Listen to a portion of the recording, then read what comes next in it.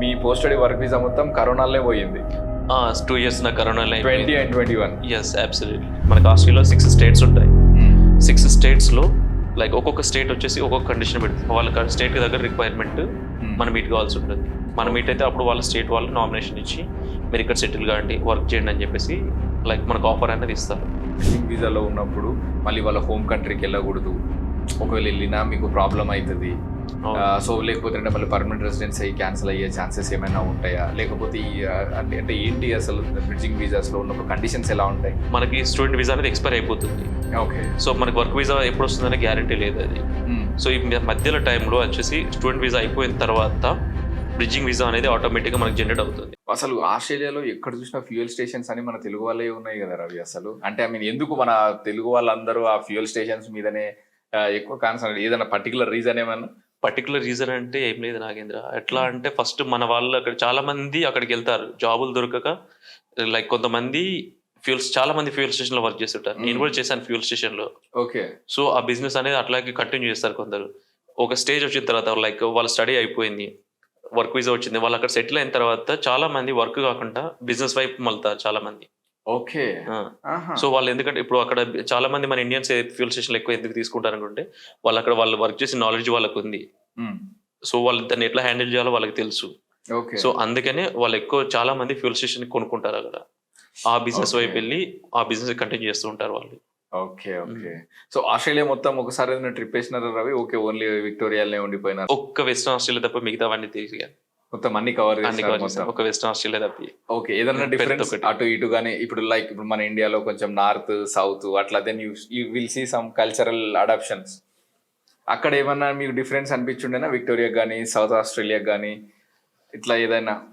అక్కడ ఎట్లా అంటే అక్కడ కంట్రీ వైజ్ సేమ్ కల్చర్స్ ఉండే. ఇక్కడ మన దగ్గర కొంచెం డిఫరెంట్ ఉంటాయి. ఫర్ ఎగ్జాంపుల్ నార్త్ లోకి వెళ్తే అక్కడ వాళ్ళ ఫుడ్ హ్యాబిట్స్ కానీ అట్లా డిఫరెంట్ ఉంటాయి. బట్ ఇక్కడ నాకు ఆస్ట్రేలియాలో మాత్రం అంత ఏం అనిపించలేదు ఎక్కువగా. Same culture whole nation wise. ఇక మళ్ళీ చూస్తే మన ఇండియన్స్ చాలా మంది ఉంటారు, ఇండియన్స్ ఉంటారు, ఫారిన్ మైగ్రేట్స్ చాలా మంది ఉంటారు ఇక్కడ. ఎట్లా అంటే లైక్ రష్యన్స్ కానీ, చైనీస్ కానీ, నేపాల్స్ కానీ, మన ఇండియన్స్ చాలా అంటే చాలా మంది ఉంటారు. స్టూడెంట్స్ ఎక్కువగా మోసపోయే ఛాన్స్ ఎక్కడ ఉంటుంది రవి? అంటే జనరల్ గా అంటే బయట కంట్రీతో పోల్చుకుంటే ఏదైనా కార్డ్స్ దగ్గరనో అక్కడనో మోసాలు జరుగుతుంటాయని వింటాం కదా. సో ఏ విధమైన జాగ్రత్తలు ఏదైనా తీసుకుంటే పిల్లలు కొంచెం మోసపోకుండా ఉంటారు అక్కడ? చాలా మంది ఏం చేస్తారు, ఇన్సిడెంట్స్ జరిగినాయా చాలా మంది ఎక్కడైనా? చాలా మంది ఏం చేస్తారంటే నాగేంద్ర అక్కడికి వచ్చిన తర్వాత కష్టపడతారు, చాలా మంది కష్టపడతారు. కష్టపడడంతో పాటు ఎట్లా అంటే కొంతమంది కార్డ్స్ లోన్స్ అని చెప్పేసి అప్లై చేస్తూ ఉంటారు. సో అది చాలా మనీ అనేది వస్తుంది కావచ్చు, బట్ లైక్ అది చాలా ఇంపాక్ట్ అనేది చూపిస్తుంది మన మీద. అది ఒక్కటి దానికి ఒకటి దూరంగా ఉంటే చాలా మంచిది. చాలా మంది క్రెడిట్ కార్డ్స్ అప్లై చేసి వాళ్ళకి థర్డ్ పార్టీస్ కి కమిషన్ పే చేయడం కానీ, లేకుంటే వేరే వాళ్ళకి పే చేయడం కానీ అట్లా చేస్తూ ఉంటారు. సో అక్కడ మళ్ళీ అందులో తీసుకొని ఆ అమౌంట్ పే చేయలేక సఫర్ అవుతుంటారు చాలా మంది. ఓకే. సో అలాంటి వాటికి దూరంగా ఉంటే చాలా మంచిది. ఫర్ ఎగ్జాంపుల్ ఒక పర్సన్ ఉన్నాడు, వాళ్ళు 10,000 క్రెడిట్ కార్డ్ వస్తుందని చెప్పేసి అప్లై చేస్తారు, మొత్తం తీసుకుంటారు. వాళ్ళు థర్డ్ పార్టీకి వచ్చేసి ఒక కమిషన్ పే చేస్తారు, 15% 20%. అది థర్డ్ పార్టీకి పే చేసి మిగతా దీన్ని యూజ్ చేసుకుంటాడు. దాని మీద వచ్చే ఇంట్రెస్ట్, థర్డ్ పార్టీకి ఇచ్చిన కమిషన్, ఇవన్నీ వేస్ట్.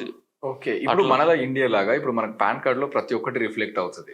ఐ మీన్ మనకి ఎంత ట్యాక్స్, ఎంత సాలరీస్ వస్తున్నాయి, ఎంత ట్యాక్స్ రిడక్షన్స్ అవుతున్నాయి అనేది. ఇట్లాంటి క్రెడిట్ కార్డులకు కానీ లేకపోతే మీరు అప్లై చేసుకున్నప్పుడు మీ పే స్లిప్స్ కానీ అక్కడ కూడా ఏదైనా ట్యాక్స్ కి సంబంధించినది పర్ఫెక్ట్ రికార్డింగ్ ఉంటుంది అక్కడ కూడా? ఖచ్చితంగా రికార్డింగ్ ఉంటుంది. ఇప్పుడు మనం ఒక నెట్వర్క్ కనెక్షన్ తీసుకోవాలంటే కూడా అక్కడ క్రెడిట్ చెక్ అని చెప్పేసి ఉంటుంది మనకి. ఓకే. సో అక్కడ రిఫ్లెక్ట్ అవుతుంటుంది మనం ఎన్ని అప్లై చేసాము, ఎన్ని రిజెక్ట్ అయ్యి, మన పేరు మీద ఎన్ని అకౌంట్స్ ఉన్నాయని చెప్పేసి ఖచ్చితంగా మనకి రిఫ్లెక్ట్ అవుతూ ఉంటాయి అక్కడ. ఓకే. టాక్సేషన్ కి సంబంధించి అక్కడ కూడా ప్రాపర్ గా ఉంటుంది మనకి. ట్యాక్స్ క్రెడిట్ స్కోర్ చెక్ చేస్తారు, అన్ని క్రెడిట్ స్కోర్ అనేది ఖచ్చితంగా చెక్ చేస్తారు మనకి. ఇప్పుడు వీటిని అప్లై చేసేటప్పుడు ట్యాక్స్ అనేది మళ్ళీ డిఫరెంట్ ఉంటుంది. ట్యాక్స్ అనేది ఎట్లా అంటే నాగేంద్ర అక్కడ మనకి ఇప్పుడు మనం ఒక TFN జాబ్ వచ్చేసి మనకి ఇప్పుడు ఒక ఎంప్లాయర్ దగ్గర పనిచేస్తున్నాం. ఎంప్లాయర్ దగ్గర పనిచేస్తున్నప్పుడు ట్యాక్స్ మన గవర్నమెంట్ పే చేసిన తర్వాత మన అకౌంట్ లో డబ్బులు పడతాయి. ఓకే. అది ట్యాక్స్ కట్ అయ్యి మన అకౌంట్ లో పడతాయి. ఎండ్ ఆఫ్ ది ఇయర్ మనం క్లెయిమ్ చేసుకోవాల్సి ఉంటుంది. ఇన్ ఎక్స్పెన్సెస్ నేను పే చేశాను, సో నా అకౌంట్ కి మళ్ళీ రిఫండ్ కి అప్లై చేసుకోవాల్సి ఉంటుంది అక్కడ. ఓకే. ఓకే. సో ట్యాక్స్ పరంగా TFN పైన చేసేవాళ్ళు. మళ్ళీ ABN మీద అదొకటి ఉంటుంది, ABN అని చెప్పేసి, Australian business number. Okay. Something మన పాన్ కార్డ్ లాగా. పాన్ కార్డ్ లాగా అది ఎట్లా అంటే మనం బిజినెస్ మీద మన ఓన్ బిజినెస్ స్టార్ట్ చేస్తాం. ఒక కంపెనీ తీసుకున్నాం, లైక్ ఒక బిజినెస్ స్టార్ట్ చేస్తాం. ఫర్ ఎగ్జాంపుల్ ఇప్పుడు మీరు ఫ్యూల్ స్టేషన్ అన్నారు, ఇట్లా ఆ బిజినెస్ లైక్ ఉంటే పిజ్జా షాపే అట్లా తీసుకొని దాని మీద మనం బిజినెస్ రన్ చేసి ఎండ్ ఆఫ్ ది ఇయర్ మన గవర్నమెంట్ పే చేయాల్సి ఉంటుంది ట్యాక్స్ ఇక్కడ. ఓకే.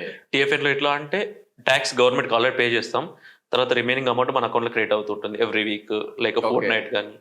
అది టిఎఫ్ఎన్ పైన. Okay okay. సో రెండు రకాలమైన ట్యాక్స్లు ఉంటాయి. ఓకే. ఇప్పుడు చదువుకునే దానికి వెళ్ళే స్టూడెంట్స్ కి రవి, ఆస్ట్రేలియాలో ఉన్నటువంటి ఆపర్చునిటీస్ బయట కంట్రీస్ తో పోల్చుకుంటే చాలా ఉన్నాయి ఆస్ట్రేలియా దాంతో. సో ఎలాంటి మైండ్ సెట్ తో వస్తే బాగుంటది అంటే, ఐ మీన్ ఒకటి మనకు పర్సనల్ గా ప్రొఫెషనల్ గా మీకు ఏ విధంగా డెవలప్ అయినా ఈ 7 years, ఎస్పెషల్లీ మిమ్మల్ని షేప్ చేయడంలో ఈ 7 years ఆఫ్ జర్నీ పర్సనల్ గా ప్రొఫెషనల్ గా హౌ ఇట్ హెల్ప్ యూ? ఇది ఎట్లా అంటే ఇప్పుడు ఇక్కడ ఫ్రీడమ్ అనేది చాలా ఉంటుంది. అక్కడికి వెళ్ళిన తర్వాత మనం ఖచ్చితంగా ప్రతి ఒక్కటి ఫాలో కావాల్సి ఉంది, రూల్స్ ఫాలో కావాల్సి ఉంటుంది. మన దేనికైనా ఒకటి అనుకున్నామంటే ఒకటి లైక్ ఫర్ ఎగ్జాంపుల్ రోడ్డు మీద వెళ్తున్నామన్న వేలో మనం వెళ్ళాల్సి ఉంటుంది. ఓకే. ఇక్కడ కొంచెం ఈజీ ఉంటుంది ఇక్కడ. సో మనకి అక్కడ ఏ పని చేసినా కానీ లైక్ ఫర్ ఎగ్జాంపుల్ మనకి టైం అంటే టైం, ఇప్పుడు మన వర్క్ వచ్చేసి 8 o'clock స్టార్ట్ అవుతుందంటే ఎర్లీ లైక్ ఖచ్చితంగా 8 o'clock మన వర్క్ స్టార్ట్ చేయాల్సిందే, నో ఎక్స్క్యూజెస్. ఇప్పుడు మీరు 8-10 వచ్చి స్టార్ట్ చేస్తా అంటే కూడా మనకి అక్కడ లైక్ టిక్ చేస్తా ఉంటారు మనకి లేట్ కమర్ అని చెప్పేసి. సో అట్లా ఒక 2 times 3 times చూసి మనకు వార్నింగ్ అనేది ఖచ్చితంగా ఇస్తారు మనకి.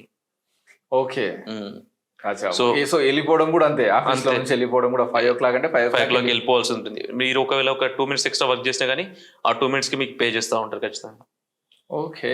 అది అలా ఉంటుంది. సో మనది కొంచెం డిఫరెంట్ వర్క్ కల్చర్. అక్కడ ఇక్కడ మనకి కొన్ని అవర్స్ ఎక్స్ట్రా చేయించుకున్నా ఓకే, కంపెనీకి పేరు మీద మనం చేయాల్సి ఉంటుంది. Okay okay. సో కొంచెం ఆర్గనైజ్డ్ చాలా ఉంటుంది అక్కడ. Okay okay. ఇంకా ఏమైనా ఎక్స్పీరియన్సెస్ మీతో పాటు ఇంకా స్టూడెంట్స్ కి ఇవి తెలుసుకుంటే బాగుంటది, సో పిల్లలకి ఏదైనా ఉంటే? ఫస్ట్ ఇప్పుడు మీరు ఎవరైనా కానీ అప్లై చేసుకునేప్పుడు మాత్రం ఖచ్చితంగా ఇప్పుడు ఒక కంట్రీకి అప్లై చేసుకుంటున్నామంటే లైక్ ఇప్పుడు నేను చెప్పాను, ఇప్పుడు లైక్ క్రెడిట్ ట్రాన్స్ఫర్ అని చెప్పేసి అలాంటివి ఖచ్చితంగా చూసుకోవాల్సి ఉంటుంది. ఎందుకంటే మనకు ఆల్రెడీ నాలెడ్జ్ ఉంది కాబట్టి వాటికి అప్లై చేసుకోవాలి. అప్లై చేసుకుంటే చాలా బెటర్, మనకి టైం సేవ్ అవుతుంది, మనీ సేవ్ అవుతాయి. అట్లాగే రిఫరెన్స్ ఉంటే ఇంకా చాలా బెటర్. మనం వచ్చే ముందు అక్కడ ఫ్రెండ్స్ ఎవరైనా ఉన్నారా, మన రిలేటివ్స్ ఎవరైనా ఉన్నారా, వాళ్ళతో కనెక్ట్ అయి ఉంటే మనం ఈజీగా జాబ్స్ అనేది ఐడెంటిఫై చేసుకోవచ్చు. ఇంకొకటి డ్రైవింగ్ నేర్చుకుంటే చాలా బెటర్. ఆస్ట్రేలియా వచ్చేవారు ఎవరైనా కూడా డ్రైవింగ్ నేర్చుకొని వస్తే చాలా బెటర్, ఎందుకంటే మనకు అక్కడ ట్రాన్స్పోర్టేషన్ ఈజీ ఉంటుంది. అదొకటి. వీటితో పాటు స్కిల్ సెట్. సో అది లేకుండా మాత్రం మంచి జాబ్ రాదు. మనం ఇక నార్మల్ జాబ్ చేసుకోవాల్సి ఉంటుంది. స్కిల్స్ అనేది చాలా ఇంపార్టెంట్ మనకు అక్కడ. ఇప్పుడు ఫర్ ఎగ్జాంపుల్ మనం ఇప్పుడు ఐటీ చదువుతున్నాం అంటే అందులో మన స్కిల్స్ అనేది చాలా డెవలప్ చేసుకోవాల్సి ఉంటుంది. అకౌంటింగ్ అంటే అకౌంటింగ్ లో ఇప్పుడు ఫర్ ఎగ్జాంపుల్ నేను అకౌంటింగ్ చేశాను, ఇంటర్న్షిప్ చేశాను, అక్కడ లైక్ నేను చాలా నేర్చుకున్నాను. ఓకే. ఇక్కడ మన ఇండియా వర్క్ కల్చర్ కి అక్కడ కల్చర్ కి చాలా డిఫరెంట్ ఉంటుంది. అంతేందుకు Nagendra, for example every company to company like work culture చాలా డిఫరెంట్ ఉంటుంది. సో అది అనేది మనం అడాప్ట్ చేసుకోవాల్సి ఉంటుంది. కొంచెం టైం తీసుకుంటుంది, but like end of the day మనం అడాప్ట్ చేసుకోవాల్సి ఉంటుంది. రవి, ఒక విషయము, ఇప్పుడు ఆస్ట్రేలియాకి అప్లై చేసుకునేటప్పుడు స్టూడెంట్స్ కి ఒక చిన్న కన్ఫ్యూజన్ ఉంటుంది. ఓకే. ఏంటి అని అంటే రీజనల్ లో ఉన్న యూనివర్సిటీస్కి అప్లై చేసుకోవాలా, లేకపోతే మెట్రోపాలిటన్ లో ఉన్న యూనివర్సిటీస్కి అప్లై చేసుకోవాలా? మెయిన్ ఛాలెంజ్ ఎక్కడ వస్తుంది అని అంటే, మేము రీజనల్ పోతాము, సరే పిఆర్ కి పాయింట్స్ యాడ్ అవుతాయి, మేము వెళ్తాము అని చెప్పేసి ఒక స్టూడెంట్ అనుకుంటాడు. కానీ but at the same time part times దొరకవు అనే ఛాలెంజ్ ఉంటుంది. ఓకే, మెట్రోపాలిటన్ లో వెళ్తాడు, పార్ట్ టైమ్స్ దొరుకుతుంది, కానీ బట్ లాంగ్ టర్మ్ లో ఇబ్బంది అవుతుంది, మళ్ళీ పిఆర్స్ కి యాడ్ అవుతుంది, పాయింట్స్ యాడ్ అవ్వవు అనే ఇబ్బంది అయితే ఉంటది. So according to you, so students కి మీరేం సజెస్ట్ చేస్తారు? ఎట్లా అంటే మనకి మెట్రోపాలిటన్ లో జాబ్స్ అనేవి దొరుకుతాయి, మీరు అనేది కరెక్టే. కాకపోతే రీజన్ లో కూడా మీకు ఆపర్చునిటీస్ చాలా ఉంటాయి. ఓకే. కొంచెం టైం పట్టవచ్చు. ఇప్పుడు మెట్రోపాలిటన్ లో కూడా మనకి వెళ్ళిన తర్వాత ఇమీడియట్ జాబ్ దొరకాలని గ్యారంటీ ఏమి ఉండదు. ఓకే. సో అట్లాగే రీజన్ లో కూడా మనకి దొరికే ఛాన్సెస్ ఉంటాయి మనకి, కాకపోతే టైం టేకింగ్. ఓకే. మీరు సజెస్ట్ చేయడం అయితే రీజనల్ కి వెళ్ళమని సజెస్ట్ చేస్తారు. సో ఒక 2-3 నెలలు ఇబ్బంది పడినా పర్వాలేదు, మనకి లాంగ్ టర్మ్ లో లైఫ్ అనేది బాగుంటుంది. Okay okay. సో కొంచెం వాళ్ళకి అడ్వాంటేజెస్ అనేవి ఎక్కువ ఉంటాయి. కానీ బట్ మన వాళ్ళు ఇక్కడ నుంచి వెళ్ళిన వాళ్ళు అనేది కొంచెం భయపడుతూనే వెళ్తుంటారు కదా రవి. అది సో ఐ మీన్ తెలిసిన వాళ్ళు లేరు, మళ్ళీ మేమంతా కార్నర్ లోకి వెళ్ళడమే ఇబ్బంది పడతాము అని చెప్పేసి అనుకుంటారు కదా. వాళ్ళు నిజంగా భయపడాల్సినంత అవసరం ఉందంట అక్కడ రీజనల్ లో, ఐ మీన్ సేఫ్టీ వైజ్ గా? సేఫ్టీ వైజ్ అంత భయపడాల్సిన అవసరం ఏమి ఉండదు. ఇప్పుడు మన ఏ కంట్రీకి వెళ్ళినా సేఫ్టీ అనేది చాలా మనకి అక్కడ చాలా సేఫ్టీ అనేది ఫస్ట్ ప్రియారిటీ మనకి. భయపడాల్సిన అవసరం దేనికి లేదు అక్కడ. మనం కరెక్ట్‌గా ఉంటే ఎవరైనా పర్ఫెక్ట్‌గా ఉంటది అక్కడ మనకి. Okay. Before selecting the university, so students A parameters ని సెలెక్ట్ చేసుకొని తీసుకుంటే వాళ్ళు సక్సెస్ఫుల్ అవ్వచ్చు రవి? ఇప్పుడు ఫర్ ఎగ్జాంపుల్ ఇప్పుడు మనం ఏ స్టూడెంట్ అయినా అప్లై చేసే ముందు లైక్ ఆ కంట్రీస్ మీద రీసెర్చ్ చేయాల్సి ఉంది ఖచ్చితంగా. కంట్రీస్ లో ఉన్న యూనివర్సిటీస్ అండ్ టాప్ యూనివర్సిటీస్ వాటిని అన్నిటిని రీసెర్చ్ చేసి అందులో బెస్ట్ యూనివర్సిటీ సెలెక్ట్ చేసుకుంటే బెటర్. కొంతమంది ఎట్లా ఆలోచిస్తారంటే లైక్ చాలా తక్కువ ఫీజులో ఉండే యూనివర్సిటీ అయితే చాలా బెటర్ అని చెప్పేసి ఆలోచిస్తారు. కానీ అది తప్పు ఆలోచన అది. సో లైక్ ఎప్పుడైనా కానీ మనం మంచి యూనివర్సిటీకి వెళ్ళి మన స్కిల్స్ గెయిన్ చేసుకుంటే మనకు లాంగ్ టర్మ్ లో అనేది బెనిఫిట్ అనేది చాలా ఉంటుంది. సో ఇంకొకటి చెప్పాల్సి మెయిన్ పాయింట్ ఇక్కడ ఏంటంటే ఫర్ ఎగ్జాంపుల్ ఒక పర్సన్ వస్తాడు, ఒక యూనివర్సిటీకి అప్లై చేస్తాడు, $60,000 తోటి కాలేజ్ ఫీ ఉంటుంది 2 years కి. తను ఏం చేస్తాడంటే సేమ్ కోర్స్ వచ్చేసి నెక్స్ట్ ఇంకో కాలేజ్ లో 30,000కి అయిపోతుందని చెప్పేసి ఆ కాలేజ్ షిఫ్ట్ అవుతాడు. ఓకే, అది చాలా డిసడ్వాంటేజ్. అట్లా చేయొద్దు. అది అట్లా చేసినా మనకు కాలేజ్ చూస్తుంది అక్కడ గవర్నమెంట్ అనేది మన స్టేటస్ అనేది ఎప్పుడు రికార్డ్ అవుతూనే ఉంటుంది అక్కడ. సో నువ్వు ఈ కాలేజ్ ఎందుకు షిఫ్ట్ అయ్యావు ఇక్కడికి, నువ్వు వచ్చింది ఈ కాలేజ్ కి. సో అలా ఎప్పుడు షిఫ్ట్ అనేది కాకూడదు. మనం ఏ కోర్స్ పైన వెళ్ళామో ఆ కోర్స్ ని కంటిన్యూ చేస్తే చాలా బెటర్. అంటే ఇక్కడ 2 విషయాలు ఉన్నాయి రవి. ఒకటి, మీరు చేంజ్ అయ్యే యూనివర్సిటీ మీ కాలేజ్ కంటే ఫీజు ఎక్కువ ఉంది అనుకోండి, ఏమైనా ఏం ప్రాబ్లం ఉండదా? ప్రాబ్లం అంటే ఏముండదు. బట్ లైక్ మీరు అక్కడ ఎక్స్ప్లెనేషన్ ఇవ్వచ్చు. ఎందుకంటే ఈ కాలేజ్తో పోలిస్తే ఆ కాలేజ్లో ఇంకా ఎక్కువ నాలెడ్జ్ లైక్ టీచింగ్ ఫెసిలిటీస్ కానీ లేకుంటే స్కిల్స్ డెవలప్మెంట్ కానీ ఎక్కువ ఉంటుందని చెప్పేసి మీరు ప్రూవ్ చేసుకోవచ్చు. బట్ లైక్ మీరు తక్కువ దానికి వెళ్తున్నారు కదా, సో తక్కువ దానికి వెళ్తున్నప్పుడు అబ్సల్యూట్లీ మీకున్న ఈ ఫెసిలిటీస్ కంటే ఇక్కడ తక్కువ ఖచ్చితంగా ఉంటాయి ఇక్కడ. ఓకే. సో కొందరు ఎట్లా అంటే ఇప్పుడు ఫర్ ఎగ్జాంపుల్ మాస్టర్స్ మీద వెళ్తారు, వెళ్ళిన తర్వాత వాళ్ళు డిప్లొమా కానీ షిఫ్ట్ అవుతూ ఉంటారు అక్కడ. Okay, diploma వీసాకి. సో అది అట్లా చేంజ్ కావడం చాలా తప్పది. అట్లా చేంజ్ కాకూడదు. ఓకే, సో ఫ్యూచర్ లో ఎఫెక్ట్ ఫ్యూచర్ లో అంటే వాళ్ళ పోస్ట్ స్టడీ వర్క్ వీసా వస్తుందా మరి ఆ డిప్లొమా సర్టిఫికేట్ తోటి? అది చెప్పలేము ఇక. అది లాస్ట్ మూమెంట్ లో ఇట్లా గవర్నమెంట్ ఎట్లా అంటే ఎవ్రీ ఇయర్ గవర్నమెంట్ అనేది రూల్స్ చేంజ్ చేస్తూ ఉంటుంది అక్కడ. సో వాటి మీద ఎఫెక్ట్ అనేది పడొచ్చు మనకి. ఏ యూనివర్సిటీ అయితే సెలెక్ట్ చేసుకున్నామో అదే యూనివర్సిటీలోకి వెళ్ళి చదవడం అనేది ది బెస్ట్ అంతే. ఇంతకుముందు చాలా మంది అట్లా షిఫ్ట్ అయ్యారు, అప్పుడు రూల్స్ అనేది ఈజీ ఉండే. సో అప్పుడు నడిచింది అట్లా. కానీ ఇప్పుడు అనేది మాత్రం ఏ కోర్స్ అనేది అప్లై చేస్తున్నాం అదే కోర్స్ లో అదే కాలేజ్ లో ఉండి మన కోర్స్ అనేది కంప్లీట్ చేస్తే చాలా బెటర్ అది. Okay okay, so college change చేయడం అయితే వద్దు, 100% చేయకండి. ఓకే ఓకే, ఆ సజెషన్ కూడా ఎవరికి ఇవ్వకండి. సో అది 100% ఖచ్చితంగా ఉన్న కాలేజీలో కోర్స్ అనేది కంప్లీట్ చేస్తే బెటర్. Okay okay.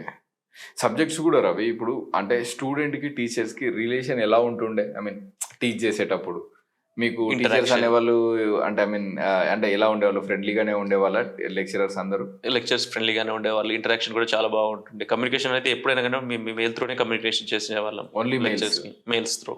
ఓకే, ఏదైనా డౌట్ ఉంటే మెయిల్ చేసి మళ్ళీ మెయిల్ త్రూనే మాకు ఆన్సర్ వచ్చేది. మీకు ఎవరు ఉండేవాళ్ళు ట్యూటర్స్? ఆస్ట్రేలియన్స్ ఏనా లేకపోతే శ్రీలంకన్స్? ఆస్ట్రేలియన్స్ ఉండేవాళ్ళు. ఆస్ట్రేలియన్స్ ఒక అతను శ్రీలంకనే ఉండే. ఓకే, సో మిగతా అందరూ ఆస్ట్రేలియన్స్ ఉంటారు maximum. So prefer mode of communication only emails. Okay okay. మీరు క్లాస్లోకి వచ్చినప్పుడు face to face like projector ఉంటుంది, ప్రాజెక్టర్ తోనే టీచ్ చేస్తూ ఉంటారు. ఏమైనా డౌట్స్ ఉంటే అప్పుడే అడిగేస్తాం, లేకుంటే క్లాస్ అయిపోయిన తర్వాత వెళ్ళి అడగడం నార్మల్ గా. Okay okay, thank you Ravi, thanks very much your time. And residence వచ్చిన తర్వాత ఇంకా నీకు నెక్స్ట్ లెవెల్ జాబ్కి వెళ్ళాలి అని చెప్పేసి హార్ట్ఫుల్ గా కోరుకుంటున్నాను. Thank you Nagendra.